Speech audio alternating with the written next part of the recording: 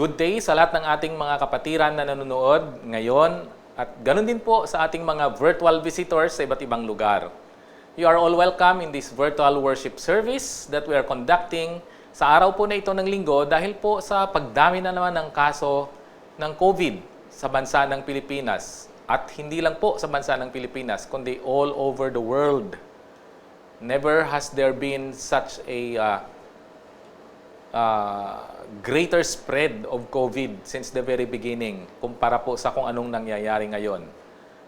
Several days ago, narinig ko po sa Amerika, it's more than 1 million cases per day already. Sa England, 200,000 cases per day. Sa Australia, lampas din po ng 100,000 cases per day. At hindi ko po alam kung ilan sa Pilipinas. Pero maaring greatly understated ang nasa atin po. Mga nadidetect lang po yan. Pero ang actual na infection, di po natin alam. Maybe many times greater. So we continue to be hopeful, however, that the Lord knows what He's doing with our world. And soon, He will send to us something as an answer to our prayer about this. Matagal na rin po nating pinapanalangin po kasi itong COVID na to na pandemic eh. So, we believe that the Lord has something in store for everyone. Meanwhile, it wouldn't hurt that we intensify our prayers to Him, not just in terms of frequency or by the sheer volume or number of people who pray, but also in terms of the power of our prayer. Alam po ba natin yon? Ang panalangin po natin, ang effectivity niya po ay hindi lamang sa kung sino ang nananalangin, kung ilan ang nananalangin, gaano katindi ang panalangin, kung ano ang ginagawa natin habang nananalangin.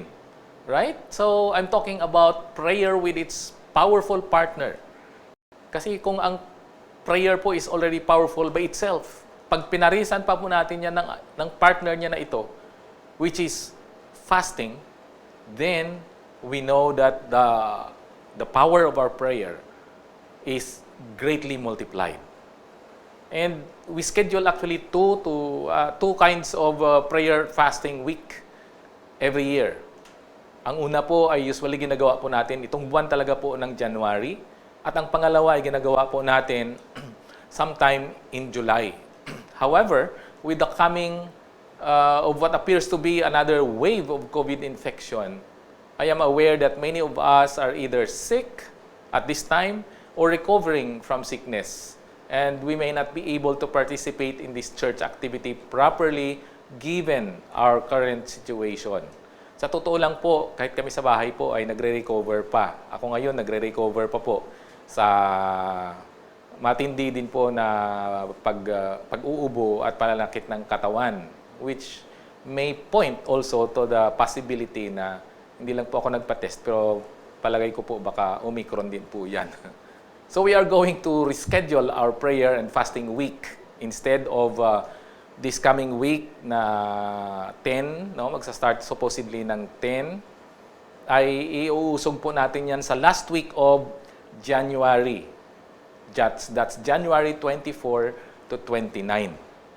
So that means ang atin pong breaking of fast will be on the 29th at still the same time. Siguro, or kung magpapalit man po yan, we will announce it later on. Pero depending po sa mga sitwasyon, pagdating po ng week na yan, we may still be online in our breaking of fast. So mangyayari, baka magiging parang live meeting ang mangyayari po niyan. Right? So join me now as we come to the Lord in prayer that He may bless our whole service today. Let us pray. Father, we thank you, Lord, that despite what is happening again, it's like we are never out of this never-ending story of COVID-19. But in spite of all of this, Lord, we believe that your power is beyond anything, that you can always see through the limitations that we have and see our need and see where we need your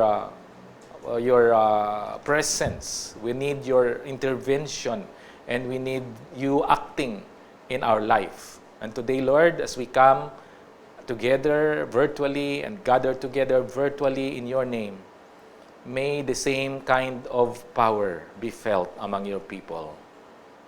Bless this gathering, Lord. Bless your message.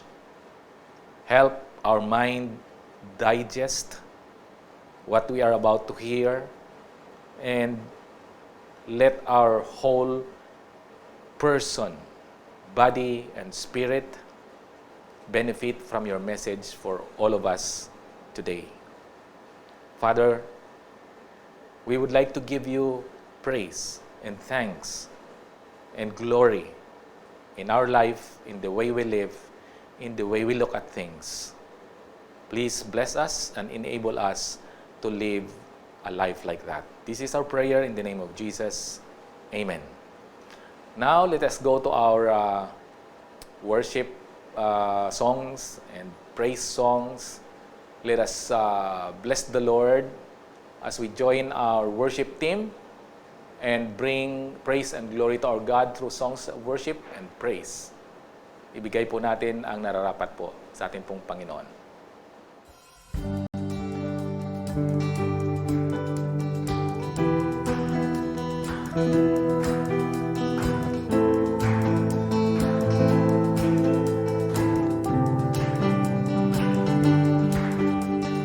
Who am I that you are mindful of me? That you hear me when I call? Is it true that you are thinking of me? That you love me? It's amazing. Who am I? Who am I that you are mindful of me? That you hear me when I call? Is it true that you are thinking of me? That you love me? It's amazing. I am a friend of God. I am a friend of God. I am a friend of God. He calls me friend. I am a friend of God. Oh, I am a friend of God. I am a friend of God. He calls me friend. Who am I that you are mindful of me? That you hear me when I call? Is it true that you are thinking of me? That you love me? It's amazing. It's amazing. It's amazing.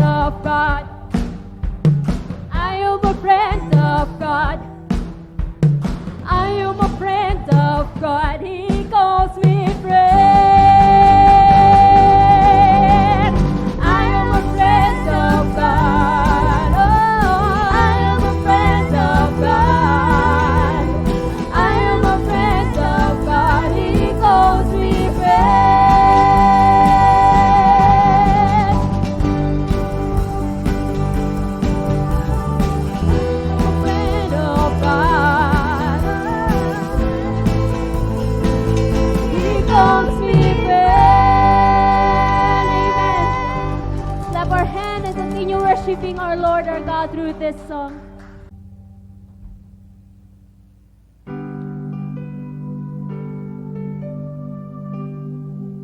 The God of everything.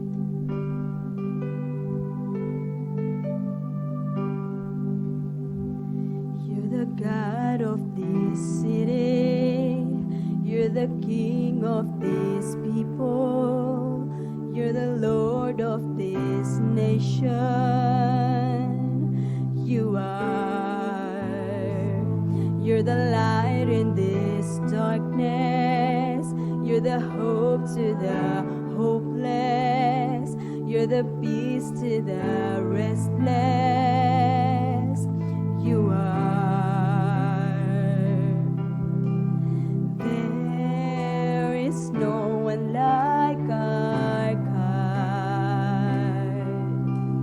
There is no one like our God.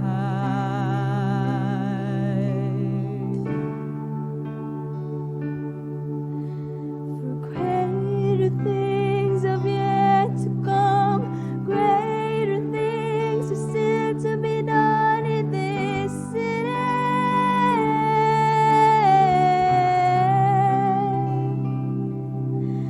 Greater things have yet to come, greater things are still to be done here.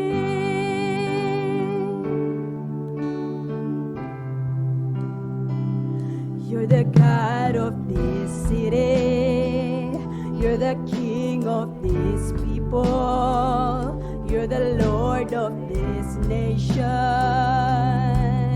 You are. You're the light in this darkness. You're the hope to the hopeless. You're the peace to the restless. You are.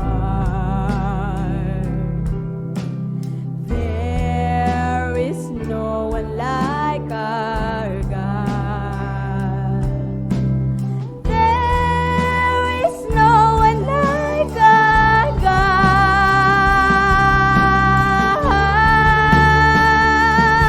God. For greater things have yet to come, greater things are still to be done in this city.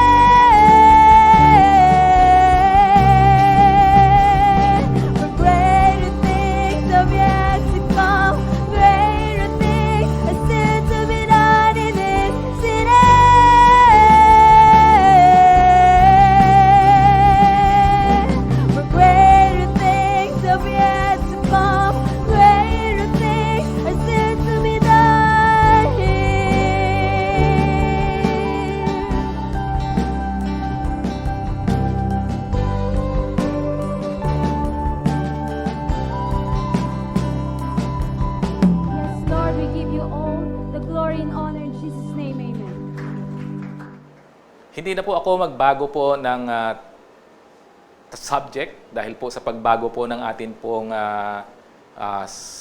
schedule sa atin pong prayer and fasting week. So itutuloy ko pa rin po ang aking po napaghandaan na message about prayer and fasting. At ang title po ng ating message ngayon is Losing Food but Gaining More. Normally, ang iniisip po natin kapag narinig po natin ang fasting ay medyo negative. Negative. Hindi lamang po sa mga anak ng Diyos po yan eh. Hindi lamang po sa mga Christian circles na negative ang dating ng word na fasting. At understandable po kung bakit nagiging negative. Kasi ang fasting po is what? It's abstaining. Abstaining or refraining from something. From having something na normally we consider to be good. Sa konteksto po ng atin pong pinag-uusapan, it's going without food or drink or some otherwise good gift from God. Mga bagay na na-enjoy naman natin normally sa pang-araw-araw. So perhaps the reason so many of us fast, the reason not so many of us fast ay because we think of fasting mainly as what we're going without, what we are going to give up, no? What we are going to surrender, rather than what we are getting. Yan ang implication po kasi ng fasting eh. What can I remove from my life? What can I stop doing in my life for the duration of the fast? So, ang tao po kasi, normally, we establish a routine for our life on a daily basis. And that routine can become a powerful habit. Pag paulit-ulit na ginagawa, nagiging habit po siya and powerful at that kapag madalas nating ginagawa. It's like a wall that we have established around us for our security, protection, or enjoyment. And fasting, on the other hand, is like a breach on the wall. Parang biyak yan sa bakod na ating pong ini-establish sa paligid ng ating buhay. A break in the routine and a disruption of our daily habit. Most of us don't want disruptions, right?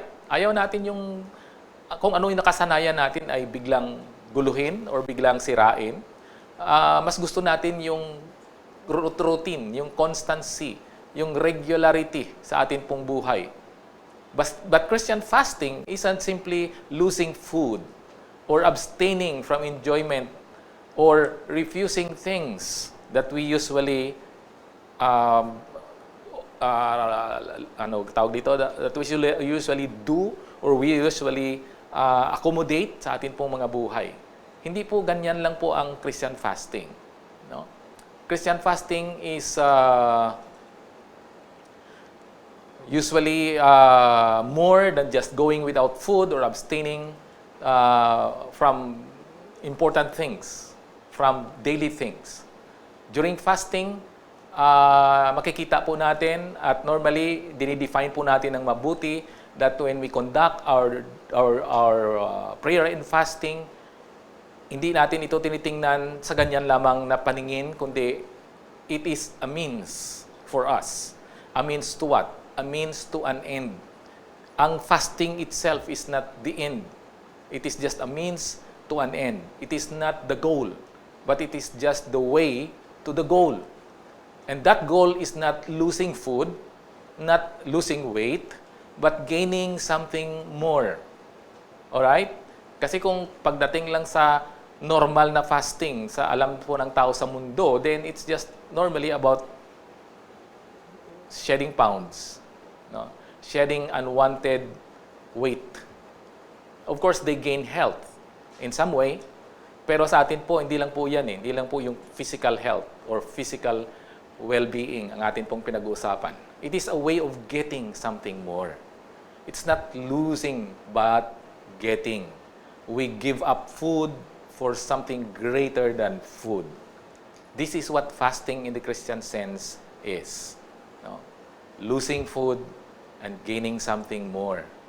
Jesus talks about fasting not as though it is an option. May mga tao po kasi na minsan baka iniisip po nila, ang fasting is something that you decide to do whenever or wherever you want to do it. But actually, it's not. No? And here is why. In Matthew 6, Jesus talks about three things that Christians should regularly do as a practice of righteousness. Again, I would like to repeat that.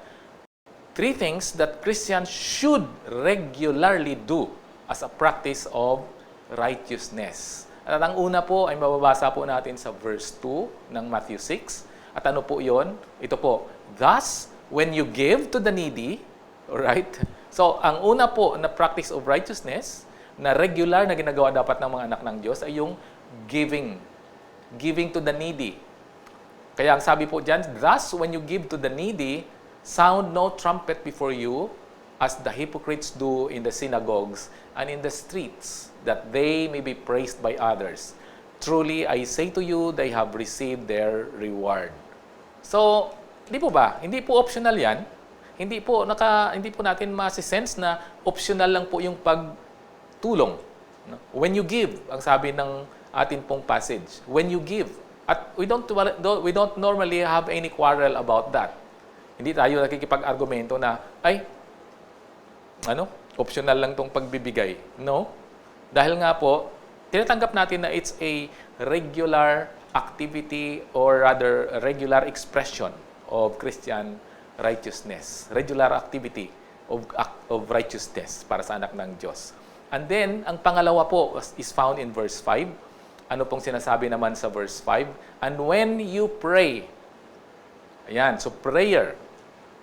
And when you pray, you must not be like the hypocrites, for they love to stand and pray in the synagogues and at the street corners, that they may be seen by others. Truly, I say to you, they have received their reward. Ayan po. So, una, giving. When you give, ina-assume ng Panginoon na ito po ay regular na ginagawa ng anak ng Diyos. Pangalawa po, when you pray, again, ina-assume ng Panginoon na regular na ginagawa po ito ng mga anak ng Diyos. Excuse me. And then yung pangatlo po, makikita naman po natin sa verse 16 at ito po talaga ang atin pong mga main verse. Alright? Ano pong sinasabi? And when you fast. Alright? So pangatlo na po yan. When you give, when you pray, when you fast. And when you fast, do not look gloomy like the hypocrites, for they disfigure their faces, that their fasting may be seen by others. Truly, I say to you, they have received their reward. The effect of this instruction, kung titingnan po natin, is seen on the early church as it practices prayer and fasting at various times. So, hindi po siya optional Our God is clear about giving, and He is clear about prayer, and we don't protest, we don't raise any protest about those. And in the same structure of sentence, yan din po ang pagkakasabi niya about fasting, which supposedly should not also surprise us and should not also raise any objection on our part. Okay? So our God is a God of order. He is a God of order, kaya nga po marami siyang binibigay ng mga instruction on how to give, even how to pray, and even how to fast. Where God wants order, He gives instructions. And where He wants order, He makes so many specifications. For example, I'll give you an example. When God wanted Moses to build the tabernacle, He gave detailed instructions for everything. Alam po ba natin yon? Familiar po kayo diyan sa instruction ng Panginoon kay Moses sa paggawa kung paano niya gagawin ang tabernacle? Well, God gave, for example, 40 specific instructions doon sa mga magko-contribute. Ano bang dapat kino-contribute in the building of the tabernacle? Mga materials, umpisa sa mga precious metals. Pagkatapos nandoon po yung mga precious stones, nandoon po yung mga materials, mga fabric, mga lahat ng kailanganin naka-instruct po yan galing sa atin pong Panginoon. 40 instructions, specific instructions. And then dinagdagan pa po yan ng 58 specific instructions for the building itself. Mga sukat niya, anong pagkakahati-hati niya, ano yung mga tangkad ng kanyang mga tents. Nandun po lahat yun. 58 instructions. And then 43 instructions for the priest's garments. Sa damit lamang po ng pari, no? 43 instructions. And then 46 instructions for the priest's consecration. Paano niya ipiprepare ang sarili niya sa pag-conduct ng mga ceremonies diyan sa tabernacle kapag ito'y nabuo na po. And then, lastly, there are 38 instructions for the ceremonies themselves. That's a total of 225 instructions concerning the tabernacle. Now, fasting is not so much doesn't have that much number of instructions in the Bible. Kasi ano lang naman ang fasting? Simple lang naman po itong bagay na to eh. And I believe na sa Old Testament hindi nga dinidetalya na ng Panginoon masyado kung paano yung fasting because even non-believers, even pagans are practicing fasting. So hindi po ito unique sa mga mananampalataya. So there are actually, sabi ng isang na-research ko po, there are actually 70 references about fasting throughout the Bible. But not all of them are instructions. Some are just descriptions of people fasting. Kaya madami rin po siya. So let's take a look talaga doon po sa instruction. Yung instruction only na mga verses. And we go back, when we want to see that, we go back to Matthew 6. No? Ito po yung specification na binigay po ng ating pong Panginoong Hesukristo. Matthew 6:16 to 18, sabi niya, "And when you fast, do not look gloomy like the hypocrites, for they disfigure their faces that their fasting may be seen by others." No? When you fast, do not look gloomy like the hypocrites. Na para bagang nagpapahalata talaga na nagugutom, nagpapahalata talaga na hindi nakakain, na nanghihina na, no? Sabi ng Panginoon, maraming mga hipokrito na mga mananampalataya, yan ang ginagawa. So that people will admire them for their religiosity. No? They disfigure their faces for their fasting may be seen by others. Yan ang mga bagay na huwag niyong ginagawa, sabi ng Panginoon. Truly, I say to you, they have received their reward. Kapag pinuri ng mga tao yan, sabi ng Panginoon, then they have received their reward. They cannot expect reward anymore from the Father. And but when you fast, ito ang kanya na pong binigay na instruction, anoint your head and wash your face, that your fasting may not be seen by others, but by your Father who is in secret. And your Father who sees in secret will reward you. Ayan po. So, simple lamang po ang instruction on fasting. It's more like a corrective instruction. Kasi nga, sanay na po yung mga tao na nakikinig sa atin pong Panginoon about the idea of fasting. But they haven't been doing it the right way. Many of them are doing it just for show. No, that's just to project an image of being spiritual sa publiko. But notice the effect of proper fasting. Kasi yung ganung uri na kinukorek ng atin pong Panginoon ang effect niya is that they receive the adulation of the people, the admiration of the public, pero sabi niya, they lose the reward in heaven. But the one that is acceptable, itong tinuturo po ng atin pong Panginoon, sabi niya, your Father who sees in secret will reward you. And we can also note from this verse and many other Old Testament passages that there are two types of fasting. Yung public fasting and yung private fasting. Yung public po, normally nangyayari po yan dahil nga po nagpa-participate po dyan ng buong bansa. It's an institutional fasting. It's a national fasting. Kaya nagiging public po siya. Pero may mga fasting din po talaga na very, very private, very personal. At ang iba nga po dyan, naging personal dahil nga sometimes they are just doing it because they are mourning the death of a loved one. But when Jesus said that the Father will reward the one who fasts, ay hindi po natin pwedeng i-ignore ang pangako po niyan. Kasi nga, ang tamang pagfa-fast ay talaga pong may ganyan pong gain. No? We don't get any instruction from the Lord.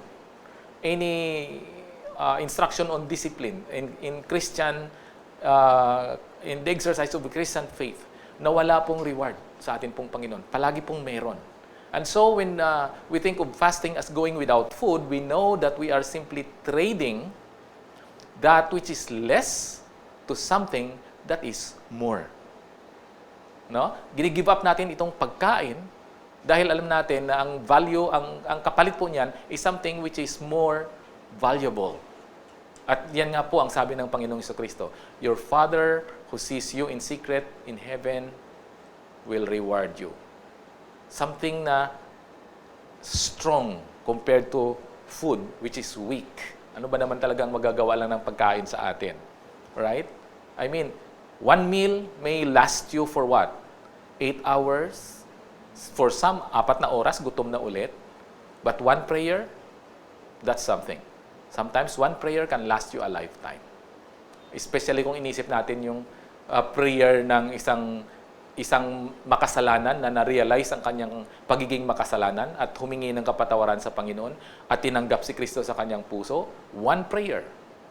But you cannot imagine the effect of that single prayer because the effect of that single prayer is throughout eternity. You see?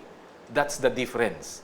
So we are trading something weak to something strong, something less to something more when we fast. So let me share now with you the great reward that the Father reserved for those who fast. Now there are 12 of these, and this is what I want us to do in this fasting week. No? Sa pag-umpisa po ng ating fasting week na sa 24. Let's focus our prayers in 2 of these areas for each day. Dahil 12 po ito, hatiin po natin sa 6, tigdala-dalawa per day. And let's focus our prayers on those 2 areas. Mangyari nga lang po, pagdating ng breaking of the fast ng Saturday, meron pang 2 na mapunta rin po doon. So get ready. Get ready with your pen and notebook to list these things down. At kung kayo naman po ay mahilig na lang na mag-picture ng screen, pwede nyo na lang po picturean din ang screen para may masusundan po kayo kapag nagko-conduct na po tayo ng ating pong prayer and fasting sa ating mga tahanan. So day 1, ito po yung mga rewards ng fasting na nire-reserve ng Panginoon sa mga tao na kinakatuwaan niya at inaprobahan niya ang kanila pong pagfa-fast. Day 1, the benefit of repentance. The reward of forgiveness. Kasi pag nag-repent po ang isang tao, through fasting, nagfa-fast siya to request repentance from the Lord, ang forgiveness ng ating pong Panginoon ay mapasa kanya. So, Daniel 9, verses 3 to 5, ginawa po ito ni Daniel nung siya po ay nananalangin para po sa buong bansa ng Israel actually. Sabi niya, then I turned my face to the Lord God, seeking Him by prayer and pleas for mercy with fasting and sackcloth and ashes. I prayed to the Lord my God and made confession, saying, O Lord, the great and awesome God, who keeps covenant and steadfast love with those who love Him and keep His commandments. We have sinned and done wrong and acted wickedly and rebelled, turning aside from your commandments and rules. Yan. So, ito po ay prayer ng confession. Confession and repentance. Mahaba pa po yan, ang panalangin ni Daniel po na yan. But it was all intended para ihingi ng kapatawaran ang sarili niya at ang bansa ng Israel. Alright? So, ito po ay isang bagay na magandang isama sa fasting po natin. And sadyang ilagay ko po yan dyan sa unahan because when we conduct our fasting week, mas maganda po na sa sarili po tayo nag-uumpisa. Before we can even contemplate about interceding for someone, or maybe praying for the whole nation, ayusin po muna natin ang ating mga sarili. I remember the time na ang Israel po ay lulusob na po sa Jericho. At ang sabi po ng Panginoon kay Joshua, Joshua, tell the people of Israel, consecrate yourselves because tomorrow God will do something wonderful. Consecrate yourself. So, this is our way of consecrating ourselves by asking for forgiveness from the Lord. Repentance. Mag-focus po tayo sa first day sa repentance. At ang pangalawa po, kasama ng repentance is restoration and revival. Siyempre, after ng repentance po natin, after ng confession natin sa Panginoon, we expect God to forgive us, and then restore us, and then revive us. Palakasin ulit ng Panginoon ng ating mga espiritu. Painitin niya ulit ang ating mga kaluluwa.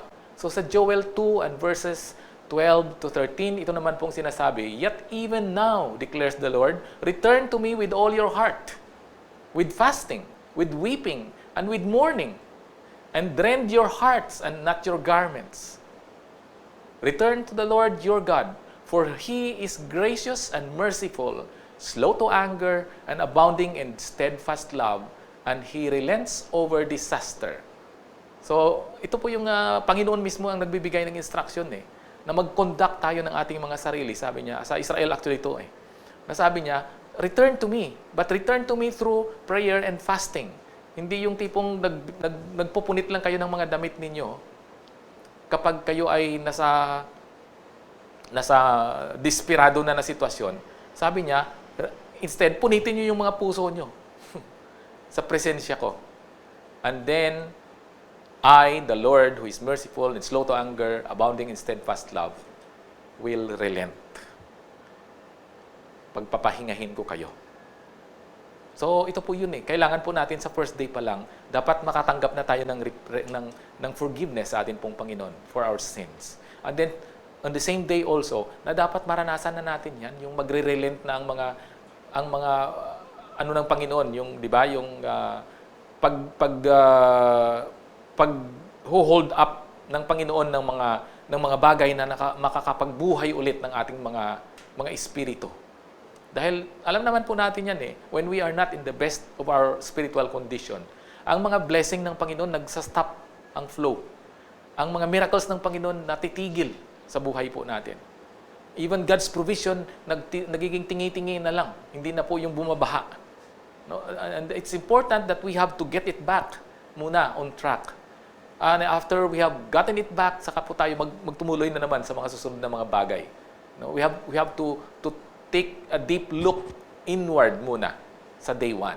So that's day 1. Now, day 2, ang makikita naman po natin dito ay yung prayer and fasting as a way to be victorious over temptation. Minsan po ang buhay po kasi natin at ang problema sa buhay po natin is caused by this single thing.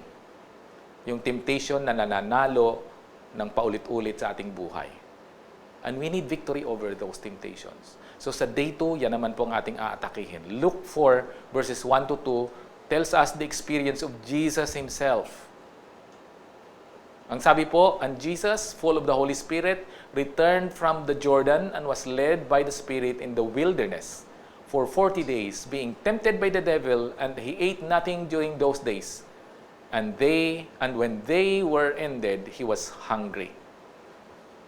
So yan, ang ating pong Panginoong Jesucristo.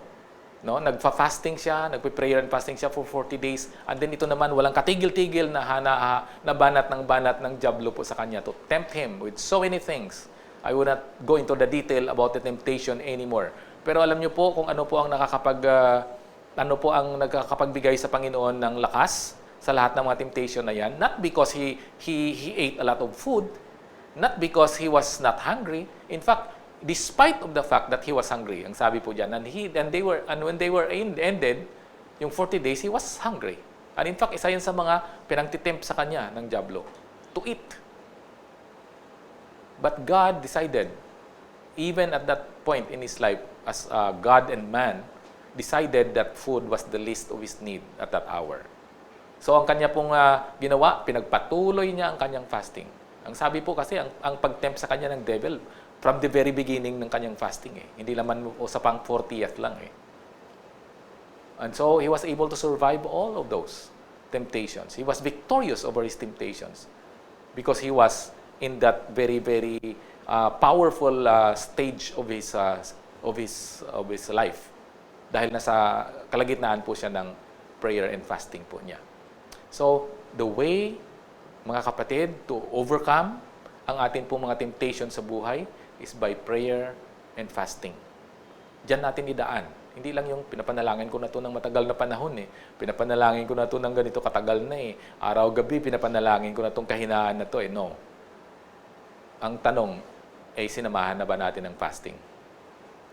Sinamahan na po ba natin? Minsan kung panalangin lang, parang may mga bagay na hindi po talaga natatapos You remember that episode din sa buhay po ng mga disipulo na may pinapalaya sila na demonyo doon sa bata at hindi nila mapalayas. And then dumating ang Panginoon at ang Panginoon ang nagpalayas doon sa demonyo. And then yung mga disipulo ng Panginoon nagtanong sa kanya, Lord, bakit hindi namin magagawa? Bakit hindi namin mapaalis? Ang sabi ng Panginoon sa kanila was simple lamang. Sabi niya, this kind of demons, this kind of demonic spirits can only be cast by way of fasting. You see? Yan yung power ng fasting, mga kapatid. So sa day 2, yan dahil ang atin pong mga focus. At ang pangalawang kaparis po niyan, yung special revelation ng Panginoon. Because when we are fasting, expect God to speak. Huwag po tayong nagfa-fast lamang na parang wala tayong purpose. Huwag tayong mag-fast lamang na parang wala namang sasabihin ng Panginoon, going through the motions. Expect that. Kaya nga po dapat i-focus talaga natin na, Lord, mag-reveal ka sa akin ng something today. Exodus 34, 28 to 29. So he was there with the Lord 40 days and 40 nights. For he neither ate bread nor drank water, and he wrote on the tablets the words of the covenant, the 10 commandments. And when Moses came down from Mount Sinai with the 2 tablets of the testimony in his hand, as he came down from the mountain, Moses did not know that the skin of his face shone, because he had seen or he had been talking with God. Special revelation ng Panginoon kay Moses.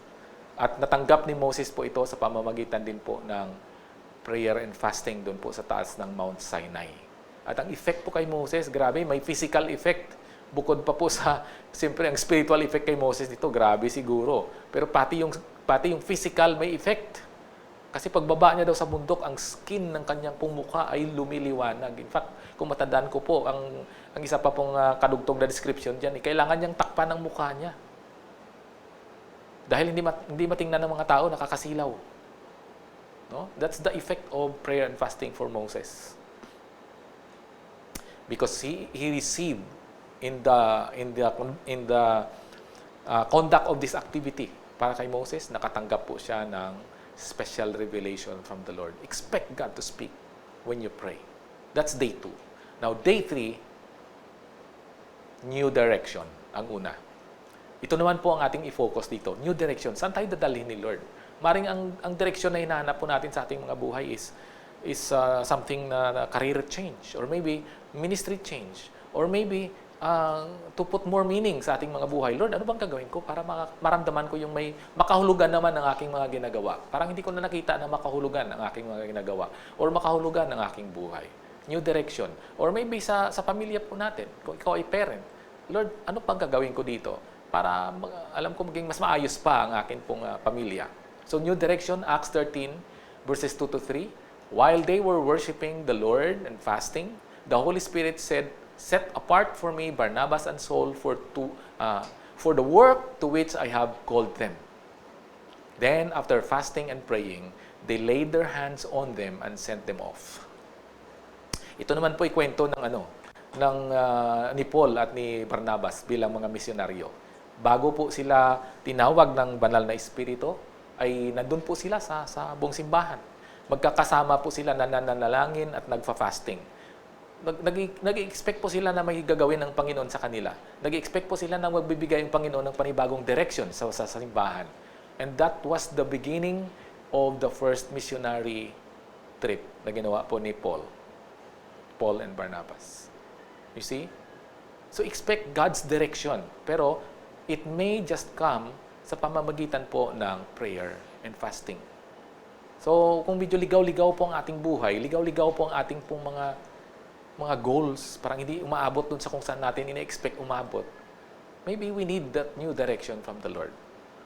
That's day 3. Pwede po natin doon na naman tayo magfo-focus. And also, ang kaparis po naman yan ay clarity and the clarification ng mga ano po natin, ng mga burdens na atin pong nararamdaman. Maring ang iba po sa atin ay nakakaramdam po ng, Lord, parang gusto kong gumawa ng ganito, pero hindi ko alam kung paano magsisimula. Lord, matagal ko ng concern ito, Panginoon, sa aking kamag-anak, sa aking tatay. Lord, matagal ko ng gustong tulungan ang ganitong mga tao, o gustong tulungan ang itong kamag-anak na to. But I don't know how to do that. Lord, gusto ko pong maging pagpapala doon sa aming opisina, pero hindi ko po alam kung paano ko po gagawin ang mga bagay na ito. Sino ang kailangan mong kausapin, anong sasabihin ko, etc., etc. It's a burden that you want God to clarify to you and maybe to sort out for you para ito ay iyong maumpisahan.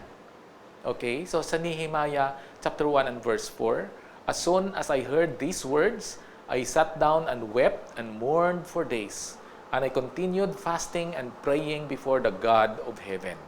Ito pong account po na to ay tumutukoy po ito sa panahon na kung saan si Nehemiah matahimik na nabubuhay po doon sa ibang bansa. If I remember correctly, at this time baka Persian na po ang empire na pinaglilingkuran po ni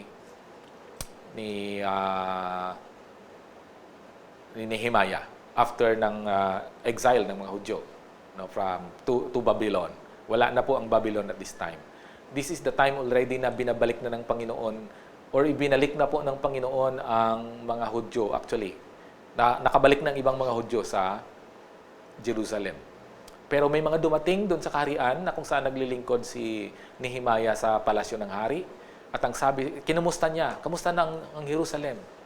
At malungkot na balita ang kanyang narinig. Ang balita po is that ang Jerusalem ay basag-basag pa, sira-sira pa rin ang kanya pong mga bakod. And a city without its wall is what? Like a man without clothes. It's a shame for him. It's a cause of concern. It's a cause of insecurity.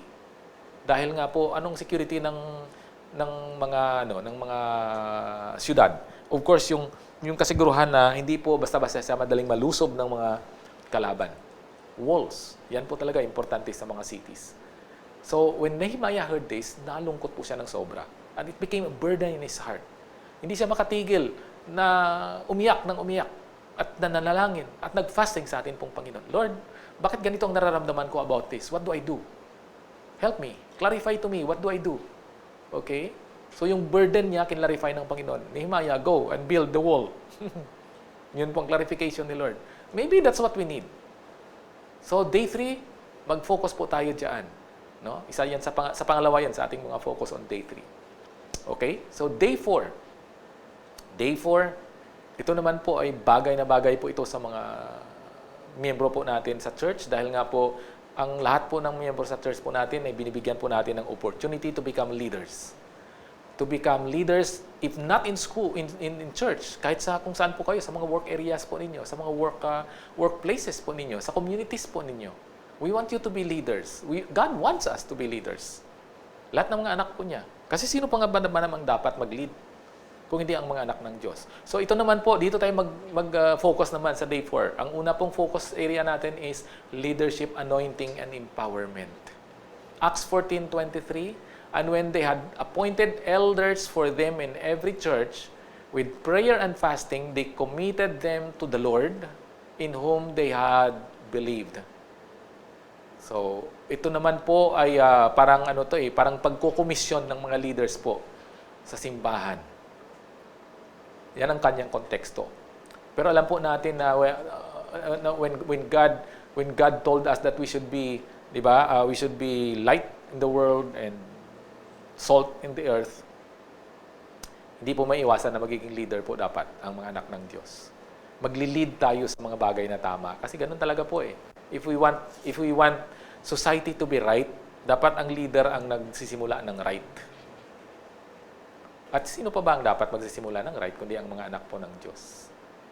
So, we want to develop our leadership potential, anointing as a leader, power in our testimony, yung buhay na inspirational para sa iba na madali nilang sundan, i-admire nila at gusto nilang gayahin. This is for us, day 4. Prayer and fasting. Pray for that anointing as a leader. Pray for that power in your life. At ang kapartner naman po nito is clarity and assurance about the future. Day 4. Clarity and assurance about the future. Ito naman po ay makikita po natin kay Daniel again. No? Daniel 10, 2-5. In those days, I, Daniel, was mourning for 3 weeks. Grabe. Ano bang problema nito ni Daniel? Ba't nagmumurn siya for 3 weeks? I ate no delicacies, no meat or wine entered my mouth, nor did I anoint myself at all for the full 3 weeks. On the 24th day of the first month, as I was standing on the bank of the great river, that is the Tigris, I lifted up my eyes and looked, and behold, a man clothed in linen, with a belt of fine gold from Ophas around his waist. Ito po actually is a situation na kung saan po si Daniel apektado po ng apektado po siya ng more than just one thing actually. He was wrestling with a lot of things na nagbabother po sa kanya. Kasama na po yung uncertainty about the future. Kasi may sunod-sunod po siyang vision dito na nakikita. At ang marami sa mga visions niya is the vision about the future. May previous vision po siya about the revelation ng Panginoon about the coming of the Messiah. That the Jews will generally reject. So kung baga, baka coming of Jesus Christ, no? Coming of Jesus Christ, na i-reject po ito ng mga Hudyo, at para kay, it's a very disturbing idea para po kay Daniel. Knowing na they are rejecting the Messiah. How can it possibly happen? Anong mangyayari sa bansa? Who supposedly should be waiting for the coming of the Messiah. And then when the Messiah came, i-reject po. Hindi nila nakilala. So he was worried about this. He was really disturbed about this idea. Anong mangyayari sa bansa? Anong kalamidad ang pwedeng ihulog ng Panginoon, ibato ng Panginoon sa bansa na ito na pati ng Messiah ay kanila pong i-reject pa. And then nandiyan pa yung problema na ang present state naman ng mga Hudyo sa lugar na yan during the time of Daniel ay ayaw nang bumalik. May mga bumalik na sa Jerusalem pero may marami yung nanatili na lang. Ayaw na nilang bumalik. In-enjoy na nila yung pagiging exile. In-enjoy na nila yung mga magagandang bagay na nangyayari sa kanila doon sa lupa na kung saan sila dinala. Foreign land. Na-enjoy na lang nila po yun. And kawawa, no? 'Di ba? Kasi yung concern nga ni Nehemiah di ba? Naiyak na siya nang malaman niya na hindi pa tapos ang mga walls, hindi pa tapos ang temple, hindi pa tapos ang rebuilding. Pinangako ng Panginoon yan na i-rebuild niya ang Jerusalem. But with all these people, parang walang gana na bumalik. Pati ang Panginoon i-reject. So, it's really bothersome for Nehemiah. And so, para maklarify ang future para sa kanya, maklarify na magkaroon siya ng assurance na, hey, the future is still good, Nehemiah. Don't worry. Then he prayed and fasted.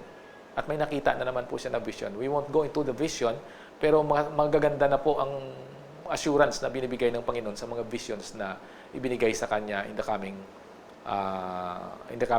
vision span, additional visions na binigay po sa kanya. So let's focus on these things on day 4. No? Tama ba? Day 4 ba tayo? No, mag-focus po tayo diyan sa mga bagay na 'yan dahil nga maaring sa panahon na kung nasaan tayo ngayon ay marami din po tayong mga uncertainties, marami din po tayong mga kinakatakutan. Marami po tayong mga nagdududa tayo, tuloy-tuloy na lang ba na ganito ang sitwasyon namin? Magkakaroon pa ba kami ng kapahingahan sa mga problema na dinadanas namin ngayon, no? So, let's see. No? Tingnan po natin kung paano tayo ng Panginoon itatawid or bigyan ng tawag nito, assurance about the future sa pamamagitan po ng kanyang mga kasagutan sa atin in our prayer and fasting. So, that's day 5. Okay?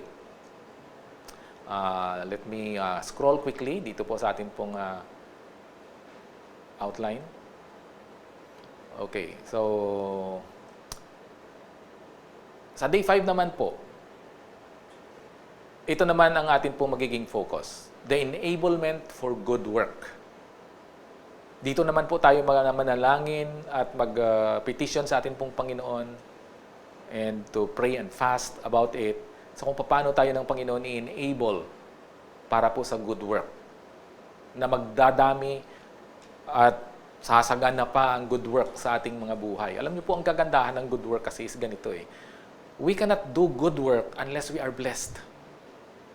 Totoo po talaga yan. We can do a lot of good work when we are blessed. At kailangan tayong may enable ng Panginoon with so much blessing so that we can do so much work, good work. Now, hindi ibig sabihin niya na ang ating pong blessing is palagi pong material. Pero kasama po yan, no? I have clarified that already in my previous message also. Na hindi po tayo makakagawa ng lahat ng all kinds of good work. Sabi sa atin, we are prepared for every good work. So kasama yan, ibig sabihin sa good work natin, yung pagtulong sa ibang mga tao by material means. Right? So hindi tayo pwedeng makatulong in every or makagawa ng every good work kung hindi tayo mapapala in every possible way. At siyempre, kasama ang financial na pagpapala dahil every possible way for every good work. So dito po ipanalangin po natin sa day 5 ang bagay po na ito. Isaiah 58:6-8, is not this the fast that I choose to lose? Ulitin ko po. Isaiah 58:6-8, is not this the fast that I choose? Sabi ng Panginoon. To loose the bands of wickedness, to undo the straps of the yoke, to let the oppressed go free, and to break every yoke? Is it not to share your bread with the hungry, and bring the homeless poor into your house? When you see the naked, to cover him, and not to hide yourself from your own flesh?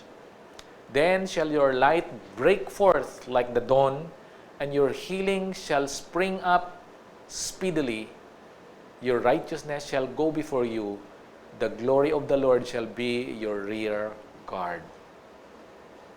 Alam niyo po, ito yung isang instruction ng Panginoon, no, na pinadaan niya kay Isaiah to correct the kind of fasting na meron po ang mga anak ng Diyos at that time. They were fasting, yes. They were going through the motions, yes. They were not eating food, yes. Maybe they were doing it regularly.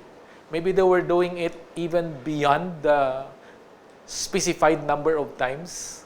Baka maraming beses nilang ginagawa ang mga ito. Kaso lang sabi ng Panginoon, fast kayo ng fast, but you ignore the important needs of the people. Pinapabayaan ninyo ang mga tao. In fact, abusive ang marami sa inyo. Ang iba sa inyo nagpapabigat sa buhay ng iba. Pero panalangin kayo ng panalangin. Fasting kayo ng fasting. Kaya, no wonder na ang atin pong binasa ay nagsimula po sa, hindi ba't ito yung fasting na gusto ko? Yan. Is this not the fast that I choose? At in-enumerate ng Panginoon ng mga bagay na magaganda na dapat nilang ginagawa. Huwag pabigatan ang buhay ng isa't isa. Mag-share ng kung ano meron siya. Kung may makita kang homeless, tulungan mo. I-accommodate mo. Kung may nakita kang walang pandamit sa sarili niya na maayos, at alam mo naman po natin, itong mga lugar na tinitirahan po ng mga tao ng Panginoon, anak ng Panginoon at that time, may harsh lands. May mga winters na sobrang lamig. Cover them, sabi ng Panginoon. Hindi yung, hindi kayo nagbibingi-bingihan kayo sa mga pangangailangan ng iba. When you do this, sabi ng ating pong Panginoon, when you do this, then your healing shall spring up speedily. Your righteousness shall go before you. The glory of the Lord shall be your rear guard. Magliliwanag ang buhay ninyo. Yan. So let's focus on that. That hindi lamang ang fasting natin is fasting so that we can receive something from the Lord, but fasting so that we can be enabled to do good work. To do good work. At may mga palabas na mga bagay mula sa atin na nakakarating na sa ibang mga tao. And then, ang glory ng Panginoon magniningning sa ating mga buhay. Ang kapartner naman po niyan is God's intervention for a national problem. And here siguro dito mas angkop po ang panalangin na tungkol po sa COVID problem natin. Pandemic problem na ito na walang katapusan so far. But hopefully, ito na nga po siguro ang magtatapos ng pandemic na ito. Marami pong mga eksperto nagsasabi ng ganyan. That this Omicron wave will end the pandemic finally. Pero ipanalangin natin sa ating pong Panginoon through prayer and fasting. 2 Chronicles 20:1-3. After this, the Moabites and the Ammonites, and with them some of the Meunites, came against Jehoshaphat for battle. some men came and told Jehoshaphat, "A great multitude is coming against you from Edom, from beyond the sea, and behold, they are in Hazazon Tamar, that is, En Gedi." Then Jehoshaphat was afraid and set his face to seek the Lord, and proclaimed a fast throughout all Judah. Ayan po. So, anong nangyari po dito? May mga nagkakasabwat-sabwatan na mga kaharian sa paligid po ng Judah. Naaatakihin po nila ang Judah at si Jehoshaphat po ang hari at that time. At nanginig po itong hari po na to ng Israel. O hindi niya alam kung anong gagawin niya. And he declared a fast. It's a national emergency. He needed deliverance from the Lord on a national level. Kaya ito po yung mga public na mga fasting. Public nature na ang makikita po natin dito sa type ng fasting na ito. Buong bansa na po ito. And in fact, ang description po ng Bible is, women, children are together in praying to the Lord about this. Fasting, all of them.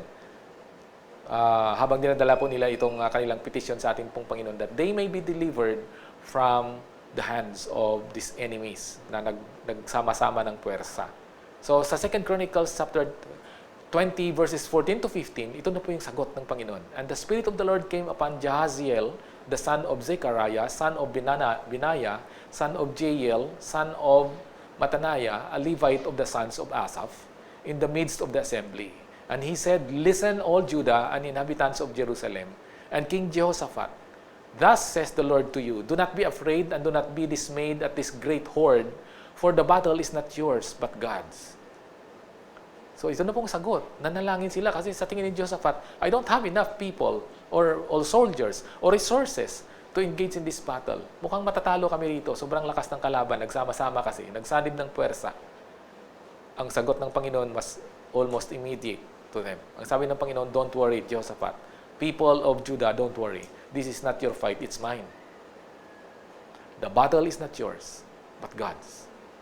National deliverance. You know how this battle ended? Ang mga Moabites po at ang Ammonites, inambush po ang kanilang alay. At nang maubos nila ang kanilang mga allies, sila na namang dalawa ang nagkaharap-harap at nag-ubusan din. Ganun lang po kasimple ni Lord Silol ang problema po na ito. National deliverance. Ang bansa ng Pilipinas, ito yung laban kasi ng bansa na kung saan wala kang mahingian ng tulong, right? Wala tayong mahingian ng tulong because everybody else is busy.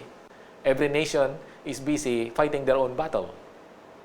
Paano makatulong ang ibang bansa mas lampas-lampas pa ang kanilang problema kaysa sa atin. And so only the Lord can solve this problem for us. This is on day 5, mga kapatid. No? Na pwede na po nating ibuhos ang atin pong petition for the whole nation. At hindi lamang pandemic ang problema po natin. Pagkakahati-hati ng mga tao po natin. Kahit ang mga magagandang mga bagay, pinag-aawayan. Kasi, ang gulo lang po talaga. Ang gulo lang. No, hindi ma-appreciate ang mga magagandang bagay dahil nga pinapairal ang mga iwan. No? Pinapairal ng mga kababayan natin ang inggitan, ang politika more than what is good for everyone. Ang gulo talaga ng bansa po natin. Ibuhos po natin ang day 5 na yan in prayer for national concern. Last, day 6. Here, dito naman po natin i-focus ang atin pong prayer. Passage and safe journey. Maaring may mga iba sa atin po na somehow we are transitioning into something. No? Maaring palipat ka. Palipat ka sa, hindi ko alam kung ano yun po yun. Maaring palipat ka sa pagiging single papunta sa pagiging may asawa. Maaring palipat ka po sa from one work to another. Maaring palipat ka po sa direksyon ng iyong buhay. No? Maaring may nararamdaman ka na panawagan ng ating Panginoon and you have been either confused or maybe flipping from one side to the other kung anong gagawin mo diyan. This is it. Passage and safe journey. Minsan kasi kung bakit tayo nagdadalawang isip sa mga bagay sa buhay po natin is because we are not sure. We are not sure. Ezra 8:21 to 22. Then I proclaimed a fast there at the river Ahava, that we might humble ourselves before our God, to seek from Him a safe journey for ourselves, our children, and all our goods. For I was ashamed to ask the king for a band of soldiers and horsemen to protect us against the enemy on our way, since we had told the king, the hand of our God is for good on all who seek Him, and the power of His wrath is against all who forsake Him. Ito po si Ezra ay isa sa mga nauna na gusto pong bumalik sa Jerusalem para i-rebuild po ang city at ang temple. So si Ezra po kasama po dyan sa grupo na yan. And he received a lot of support from the king dahil mataas din po ang posisyon ni Ezra. Kaso lang, sabi niya nga, nabanggit ko sa hari kasi na ang Panginoon ang magpoprotect sa amin papunta doon sa aming pupuntahan. Kaya nahiya na siyang humingi ng tulong pa sa hari. Dahil marami nang tinulong ang hari, nahiya na siyang humingi pa ng mga sundalo na kasama nila na protektahan ng kanila pong caravan. Siyempre, marami po silang mga precious or valuables na dala-dala niyan, no, para sa pang-rebuild ng Jerusalem.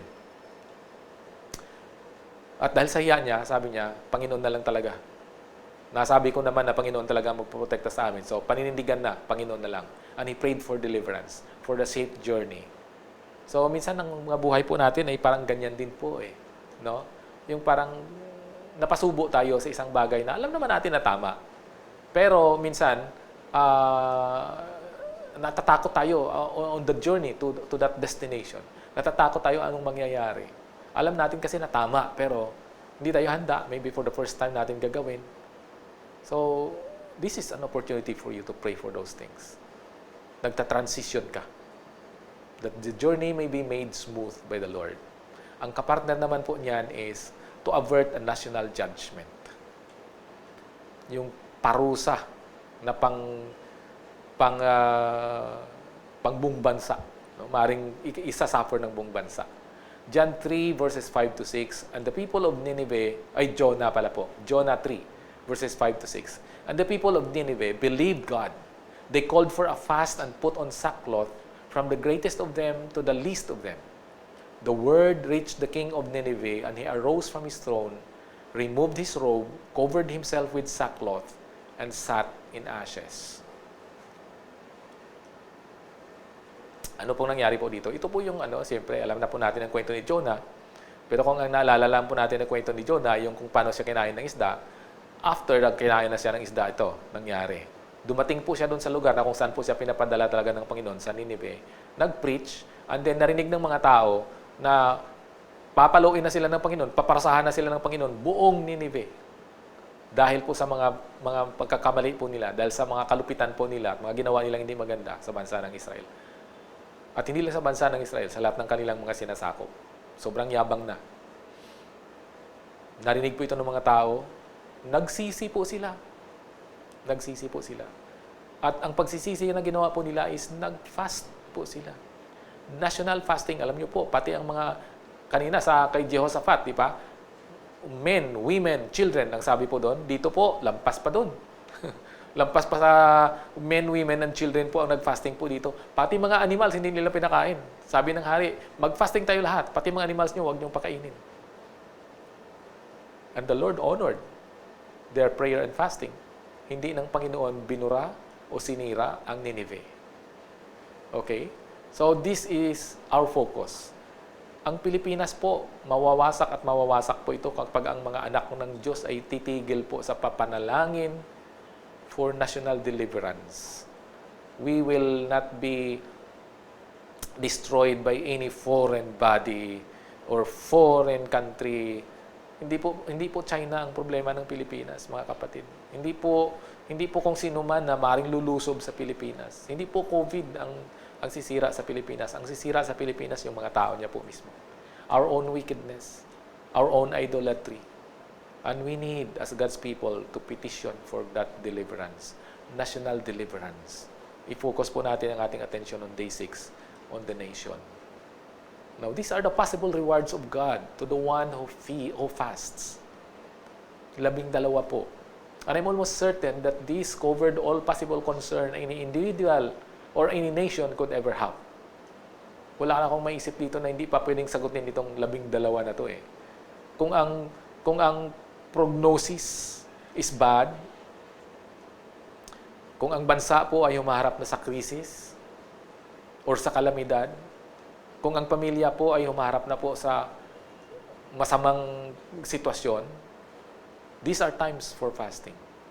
These are times to go beyond our normal routine of prayer and determine that we need to have God's intervention in our lives.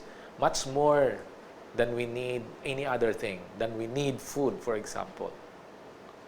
Alam niyo po, sa Korea, several decades ago, may isang preacher po doon ng pangalan ay si Yung Gitcho. At siya po ay nagpastor sa, siguro, yan na po ang pinaka-largest church in the world in all history. Over 700,000 members. Pero si Yung Gitcho po at ang kanyang staff have such a belief on the power of prayer and fasting that they rarely counsel people. Pag may problema ang mga tao lumapit po sa kanila, hindi sila nagka-counsel. Alam niyo po kung anong sagot lang nila palagi? Pumunta ka sa prayer mountain, manalangin ka doon. Yes. Parang dinidismiss lang ng ganun, basta.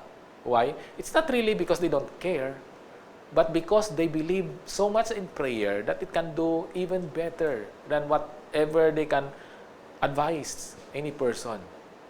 So pag may lumapit sa kanila, kung ano man ang problema na yan, urgent need man yan, ang standard na sagot nila, go to the prayer mountain and fast and pray for 3 days. Pagkatapos ng 3 days of prayer and fasting, bumalik sa kanila at sasabihin sa kanila na, hindi pa po na walang problema ko eh. Ano po ang sagot nila? Bumalik ka doon and pray and fast for 1 week. And then, pag bumalik ulit, hindi pa tapos, go back there, and go and fast for 10 days. Hanggang sa umabot na yan ng 40 days. Because they do not think, they do not think that it is possible that a person would ever return to them again and again and not have their problem solved pag hasta gumawa lang sila ng tamang prayer and fasting. Kasi minsan ang iba parang they just go through the motion. Sa una, siguro sa 3 days, baka sakali, sige, go.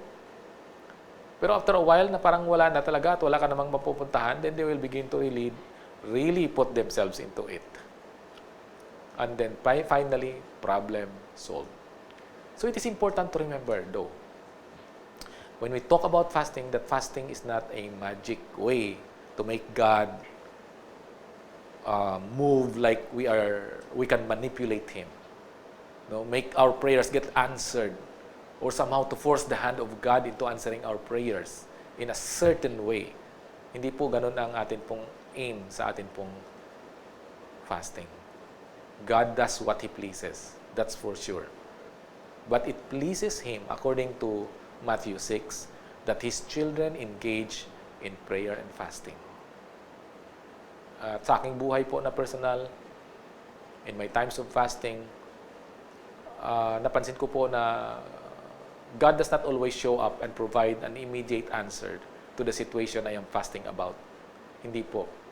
Quite often, the day progresses in quite the predictable way. Nagpapatuloy ang mga araw, unti-unti na nangyayari yung mga akin pong hinihingi. So God has given us a tool for raising the effectivity of our already effective tool. Prayer is already effective. Sabi nga po ni James, di ba? Our prayer already produces much. Or to be precise, ang sabi niya po is the prayer of a righteous man produces much. But with fasting, it doesn't just produce much. It produces even much more. How exactly it works, I don't know. It's a mystery to all of us. But for those who are willing to make it a regular part of their life, ang history na po magpapakita po sa atin na God will unleash power into those people's lives. So the next time you need to demonstrate repentance or intercede for someone who needs to repent, or if you need wisdom or deliverance or from a crisis, I encourage each and every one of us to make a commitment to God to a set amount of time and discover what saints throughout the ages have already discovered, that fasting is a vital part of our Christian life because it's a very powerful tool. And remember, fasting is losing food but gaining more. Sometimes gaining nothing less than a miracle. Katulad sa panahon ni Jehoshaphat. Katulad sa karanasan ng marami po. Na kung saan po minimilagro ng Panginoon ang sagot. Because somebody took the time to pray and fast. Let us pray. Father, thank you very much for your word. Allow us, Lord, this year to be meticulous about this, to be sure about what we are doing, to put our heart into what we will be doing in this prayer and fasting week. Na magfo-focus po talaga kami, Panginoon, sa mga areas na ito na inyo pong highlight sa inyong salita, because you want to assure us that something will happen, that you will reward the effort of those who do the proper fast. And we expect nothing less, Lord, because you are true to your promise. You are faithful in your promises, Lord. Kaya inaasahan din po namin na ito rin po talaga ang inyo pong gagawin. And so today, Father, we again bring you our thanksgiving in anticipation of the rewards that you are talking about when your people pray and fast. Thank you, Father. This is our prayer in the name of Jesus. Amen. Ngayon mga kapatid ay i-flash natin po sa screen ang atin pong discussion questions. Kung kayo po ay nag-hold pa rin po, and hopefully ay ginagawa pa rin po natin yan, ng mga online po natin ng mga cell groups. Ito pong atin pong magiging discussion questions for this week. Kahit iba po yung ating magiging week na activity, hindi pa naman natin to gagawin, pero still, mas maganda na lang po na pagbubulay-bulayan na po natin ang mga topics po na ito. So, let's take note of this. And see you.